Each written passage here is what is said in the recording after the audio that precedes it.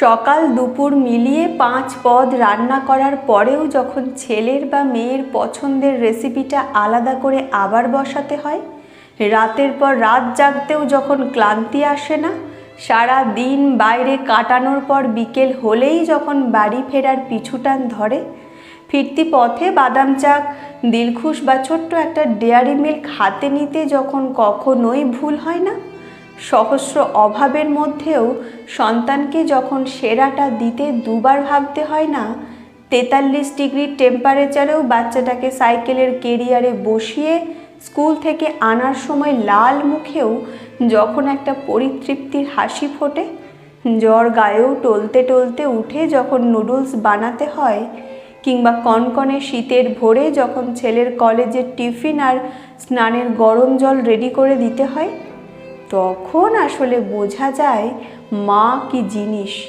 তার আগে অবধি মায়ের ভালোবাসা, মাকে ভালোবাসা, মায়ের কাছে আবদার, মায়ের জন্য মন খারাপ, কখনো বাধ্য, কখনো অবাধ্য, কখনো সহমত, কখনো ঝগড়া অভিমানের মধ্যে ইকুয়েশনটা সীমাবদ্ধ থাকে।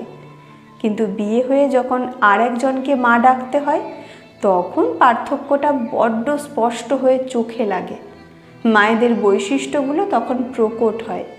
তারপর নিজে মা হলে মায়ের কর্তব্য, মায়ের স্বার্থ ত্যাগ, মায়ের লড়াই, মায়ের কষ্টটা পুরোপুরি ফিল করতে পারা যায়।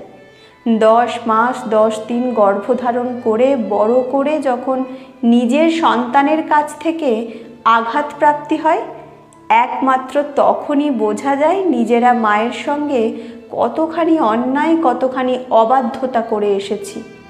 তখন মনে হয় হয়তো আরেকটু বুঝদার হতে পারতাম। মায়ের কোনো সাবস্টিটিউট নেই।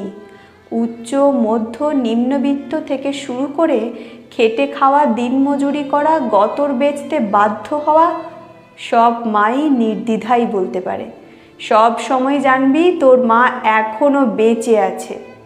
সারাটা জীবনই তো সন্তানের জন্য উৎসর্গীকৃত।